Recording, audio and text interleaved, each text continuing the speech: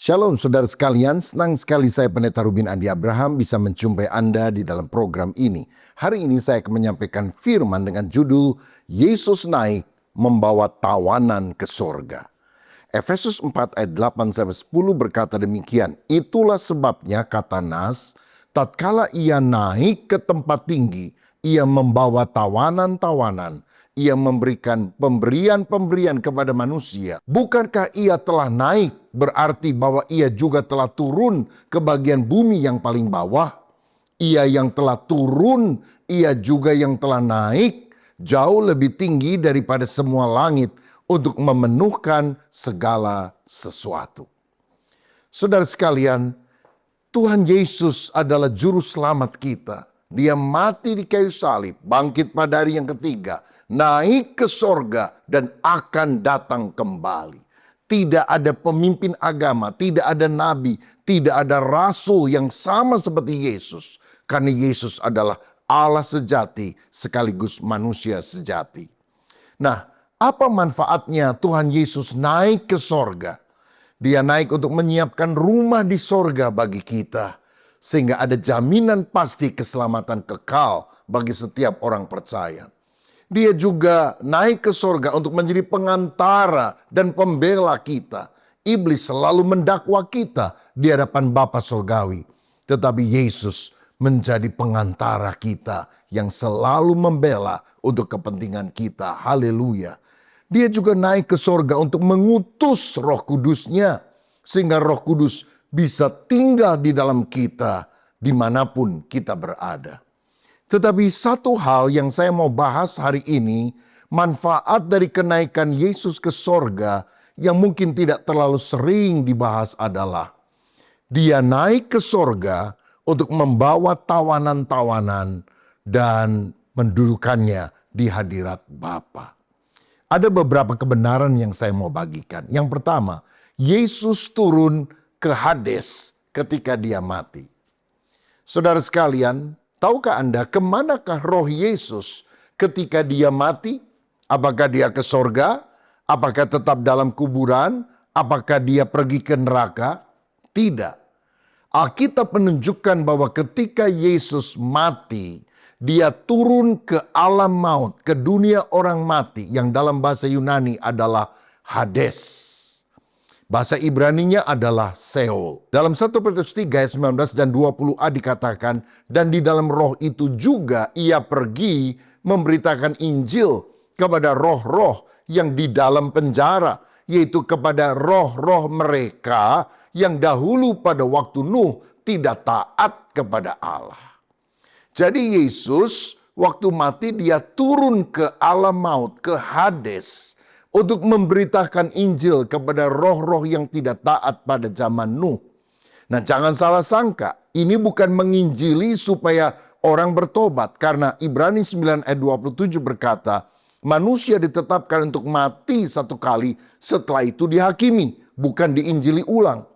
Kesempatan untuk bertobat dan diselamatkan itu sekarang ketika kita ada di dunia, bukan setelah kita mati. Kata memberitakan Injil yang dipakai di dalam ayat tadi itu berasal dari kata Yunani keruso. Artinya to proclaim, not to evangelize. Memproklamirkan bahwa dia menang atas maut. Memproklamirkan bahwa dia Tuhan yang mengalahkan setan. Dan bukan memberitakan Injil supaya orang-orang bertobat. Dalam Wahyu 1 ayat 17 dan 18, Yesus berkata, akulah Alfa dan Omega dan yang hidup. Aku telah mati, namun lihatlah, aku hidup sampai selama-lamanya. Dan aku memegang segala kunci maut dan kerajaan maut. Saudara-saudara, sebelum kebangkitan dan kenaikan Kristus, maut seolah-olah memiliki otoritas absolut atas hidup manusia. Namun kenaikan Yesus memastikan bahwa pintu maut tidak lagi terkunci dari dalam. Bagi mereka yang ada di dalam Kristus, Hades, alam maut, dunia orang mati, telah kehilangan taringnya. Mengapa? Karena sang pemegang kunci ada di tahta Allah. Dan dia adalah Tuhan Yesus Kristus, Juru Selamat kita. Nah, bagi orang percaya yang sudah meninggal, kematian bukan lagi perjalanan menuju kegelapan yang tanpa kepastian, melainkan jalan untuk diam bersama Tuhan di tempat yang Ia telah siapkan di sorga. Nah, kita perlu tahu bahwa dalam perjanjian lama semua orang yang mati, baik orang benar maupun orang fasik, pergi ke alam maut atau dunia orang mati. Bahasa Ibraninya Sheol. Nah, Sheol dipahami sebagai dunia orang mati atau tempat penantian bagi semua orang yang telah meninggal tanpa memandang apakah mereka itu orang benar atau orang fasik. Mazmur 89 ayat 49. Sheol digambarkan dalam perjanjian lama sebagai negeri yang gelap dan kelam pekat. Ayub 10 ayat 21. Tidak ada aktivitas, seakan dianggap tidur. Pengkhotbah 9 ayat 10. Mazmur 6 ayat 6 mencatat bahwa di dunia orang mati tidak ada yang bersyukur kepada Allah. Dan Ulangan 32 ayat 22 berkata bahwa dunia orang mati atau Sheol itu berada di bagian dunia yang paling bawah. Tetapi dalam perjanjian baru kita tahu ada progressive revelation, yaitu pewahyuan yang lebih jelas. Sehingga kita memperoleh gambaran yang lebih lengkap tentang apa yang dimaksudkan dengan dunia orang mati. Dunia orang mati disebut dalam bahasa Yunani Hades. Ini adalah tempat penantian bagi roh orang mati yang ternyata dibagi menjadi dua bagian yang dipisahkan oleh jurang yang tak terseberangi. Yang pertama adalah tempat penderitaan bagi orang yang tidak percaya, seperti dalam kisah Yesus tentang Lazarus, orang miskin yang percaya dan orang kaya. Orang kaya itu sudah merasakan nyala api, walaupun ini belum neraka, belum Gehenna, baru Hades, baru alam maut. Dan dia merasa sangat kehausan. Dan dia kemudian minta tolong kepada Abraham supaya Lazarus ini bisa memberikan air minum kepada dia. Tetapi Abraham berkata, tidak mungkin dari sini pergi ke sana atau sebaliknya dari sana pergi ke sini. Sebab ada jurang yang tak terseberangi yang memisahkan. Saudara, jadi Hades itu dibagi dua. Tempat penderitaan bagi orang yang tidak percaya. Yang kedua adalah tempat penghiburan bagi orang percaya, yang disebut sebagai pangkuan Abraham. Jadi bahasa gampangnya, dunia orang mati dibagi dua, non AC sama AC, kira-kira seperti itu, saudara. Ya, tempat buat orang tidak percaya sudah ada penderitaan, tetapi bagi orang percaya penantian, tetapi sudah lebih nyaman. Nah, ini semua dicatat dalam Lukas 16 ayat 22, 23 bahkan selanjutnya. Kalau kita perhatikan dalam Lukas 16 tadi ayat 19 sampai 31, orang kaya dan Lazarus itu digambarkan tidak tidur, tapi bisa merasakan nyeri karena nyala api atau kenyamanan di pangkuan Abraham. Di dunia orang mati, orang masih bisa berpikir, mengingat keluarganya yang masih hidup. Mampu berkomunikasi satu dengan yang lain, bukan ke dunia ya, tetapi di Hades tersebut. Ini menunjukkan memori dan identitas diri tidak hilang. Dalam Wahyu 6 ayat 9 sampai 11 dituliskan bahwa jiwa-jiwa para martir di bawah mezbah bertanya, berapa lama lagi ya penguasa? Nah, berarti mereka memiliki kesadaran akan waktu, akan keadilan dan situasi yang sedang terjadi di bumi. Saudara, dalam Filipi 1 ayat 23 Rasul Paulus mengatakan bahwa diam bersama dengan Kristus itu jauh lebih baik. Nah, jika kematian adalah kondisi tidak sadar seperti pingsan panjang, maka tidak ada alasan bagi Rasul Paulus untuk menganggapnya jauh lebih baik daripada melayani di bumi. Hades adalah tempat transit sementara sebelum hari penghakiman terakhir. Karena dalam Wahyu 20 ayat 13 dan 14 dikatakan, Hades atau dunia orang mati, alam maut, akan dilemparkan ke lautan api, yaitu neraka, Gehenna dalam bahasa Yunaninya. Tetapi melalui kematian dan kebangkitan Yesus, dia berkuasa penuh atas maut, dia berkuasa penuh atas Hades. Itulah sebabnya mengapa Tuhan Yesus pernah berkata dalam Matius 16 ayat 18, Di atas batu karang ini aku akan mendirikan jemaatku, dan alam maut, maksudnya Hades, tidak akan menguasainya. Berarti orang yang percaya kepada Yesus itu diberi kuasa untuk menang atas Hades karena Yesus yang telah mati, bangkit, dan naik ke sorga. Kebenaran kedua, Yesus memindahkan orang dari pangkuan Abraham ke sorga. Efesus 4 ayat 8-10 tadi menyatakan bahwa ketika mati, Yesus turun ke bagian bumi yang paling bawah, Hades, lalu naik ke tempat tinggi, yaitu langit di atas semua langit, maksudnya ke sorga. Dia turun ke Hades, dia naik ke sorga sambil membawa tawanan-tawanan. Siapa yang dimaksudkan? Inilah roh orang-orang benar dalam masa perjanjian lama yang keluar dari Hades menuju sorga. Saudara, itu termasuk Abraham, Adam dan Hawa, kemudian Ayub, Daniel, nabi-nabi dalam perjanjian lama. Pendek kata, semua orang percaya yang berada dalam Hades di masa perjanjian lama sekarang melalui kebangkitan dan kenaikan Kristus dibawa langsung ke sorga. Bahkan kini bagi orang yang percaya di masa perjanjian baru, termasuk masa kini, kalau saudaramu meninggal minggu yang lalu, maka mati berarti diam bersama dengan Tuhan, bukan lagi menunggu di Hades.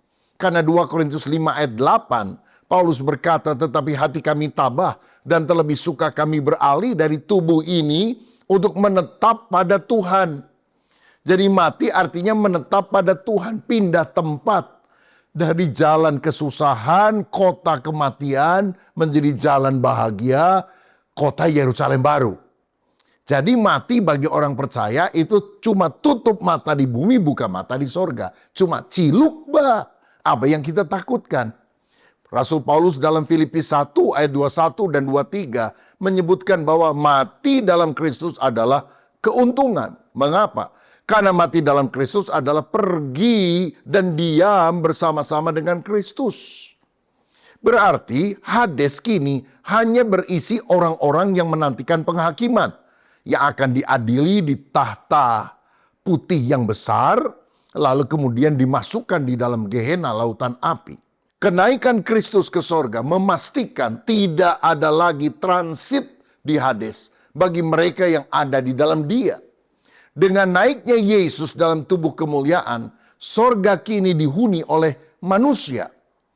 Yesus adalah manusia pertama yang masuk ke kemuliaan ilahi dengan tubuh fisik yang telah dimuliakan, tubuh kebangkitan atau tubuh kemuliaan. Kita ingat Yesus adalah Allah sejati, tapi Dia juga manusia sejati. Maka kalau Yesus menjadi yang sulung yang bangkit dari antara orang mati dengan tubuh kemuliaan, ini menjamin bahwa tubuh kita pun yang percaya akan dibangkitkan dan kita akan bersama-sama dengan Yesus di dalam kekekalan. Nah saudara, satu hal yang menarik pada waktu Yesus ada di kayu salib, Dia berjanji kepada penjahat yang bertobat dan percaya kepadanya.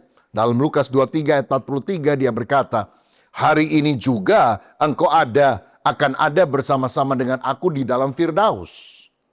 Firdaus yang dimaksudkan Yesus kepada penjahat di salib itu, apakah pangkuan Abraham, yaitu tempat nyaman di Hades, ataukah sorga?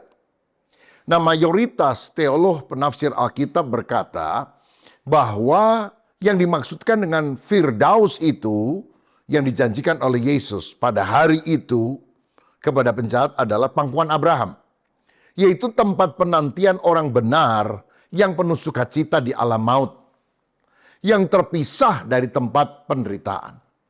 Nah, karena Yesus belum bangkit dan belum naik ke sorga secara fisik, maka Dia turun ke tempat orang mati untuk menyatakan kemenangannya. Namun setelah kebangkitan dan kenaikan Yesus, istilah Firdaus dalam perjanjian baru mulai merujuk pada surga. Firdaus dari kata Latin paradisos atau paradise dalam bahasa Inggris sama dengan sorga, tahta Allah. Hal ini bisa terlihat dalam 2 Korintus 12 ayat 2-4 di mana Paulus menyebut Firdaus berada di tingkat yang ketiga dari langit. Jadi pada waktu Yesus dan penjahat itu mati, hari Jumat Agung, mereka berada di Firdaus. Maksudnya di pangkuan Abraham, di Hades. Namun setelah Yesus naik ke sorga, maka orang yang percaya yang ada di Firdaus atau di pangkuan Abraham dipindahkan oleh Yesus ke sorga yang kekal. Yang ketiga, Yesus kini di sorga, tapi kelak di langit baru dan bumi baru. Penting dipahami bahwa sorga di belakang langit biru sebetulnya bukan tujuan akhir kehidupan kita umat manusia. Di sorga kini, orang kudus memang berada dalam kondisi roh atau jiwa yang tidak bertubuh. Ini adalah kondisi yang indah namun belum lengkap. Roh jiwanya di sorga tapi belum pakai tubuh kemuliaan. Namun nanti pada saat Yesus turun kembali, dia akan membawa jiwa-jiwa itu untuk disatukan kembali dengan tubuh kebangkitan yang mulia. Ini dicatat dalam 1 Tesalonika 4 ayat 14 sampai 16. Jadi kelak kita akan masuk ke tempat yang telah diperbarui total oleh Allah tanpa dosa. Itulah langit baru dan bumi baru. Inilah tujuan akhir manusia yang utuh, di mana tubuh, jiwa, dan roh kita itu diselamatkan, disempurnakan, dan kita akan memerintah bersama dengan Kristus. Dengan demikian, surga pada masa kini bisa disebut sebagai the intermediate state, yaitu keadaan antara, bukan final state. Roh orang percaya yang sudah mati ada di sorga, di belakang langit biru, tapi belum bertubuh kemuliaan. Paulus dalam 2 Korintus 5 ayat 1-4 menggambarkan kondisi ini dengan istilah telanjang. Roh memiliki kesadaran penuh, memori dan emosi, namun dia tidak memiliki instrumen untuk berinteraksi dengan dunia materi. Ia berada dalam dimensi spiritual murni. Ini adalah masa istirahat. Dikatakan dalam Wahyu 14 ayat 13, mereka boleh beristirahat dari jerih lelah mereka. Jadi fokus utamanya adalah kontemplasi dan persekutuan batin dengan Tuhan. Tapi belum ada aktivitas pemerintahan atau kerja secara kreatif seperti yang dirancangkan semula bagi manusia. Meskipun berada di sorga dan bahagia, ada semacam kerinduan untuk pemulihan total. Roh di sorga sadar bahwa sejarah belum selesai dan tubuh mereka masih ada di bumi dalam bentuk debu. Setelah kedatangan Yesus yang kedua, roh tersebut akan disatukan dengan tubuh yang telah dimuliakan. Seperti Yesus setelah bangkit dari antara orang mati, dia akan pakai tubuh kemuliaan. Bisa makan walaupun tidak harus makan. Lukas 24 ayat 41-43. Dia bisa disentuh, namun tidak dibatasi oleh ruang dan waktu. Waktu murid-murid berkumpul dalam kondisi pintunya terkunci, Yesus hadir di tengah mereka, di tengah ruangan yang tertutup itu. Ini adalah tubuh yang solid namun spiritual. Manusia dirancang untuk mengelola ciptaan. Dengan tubuh kemuliaan ini manusia tidak hanya duduk di awan, melayang-layang, tapi memerintah bersama Kristus di bumi yang baru. Karena menurut Wahyu 21 ayat 2-3, Yerusalem baru yang kini di sorga, di belakang langit biru, akan turun dari sorga kemana? Ke bumi yang baru. Tubuh inilah yang memungkinkan kita melakukan aktivitas fisik spiritual dalam harmoni total. Ini bukan darah dan daging ya. Karena darah dan daging tidak akan mendapat bagian dalam kerajaan Allah. Namun ini tubuh yang sudah disempurnakan oleh Tuhan. Dengan tubuh kemuliaan segala keterbatasan biologis, sakit, lelah, tua, cacat akan hilang. Namun identitas fisik unik kita tetap ada. Nah, mengapa tubuh ini menjadi penting? Karena roh tanpa tubuh di sorga seperti seorang pianis hebat yang tidak memiliki instrumen atau pianonya.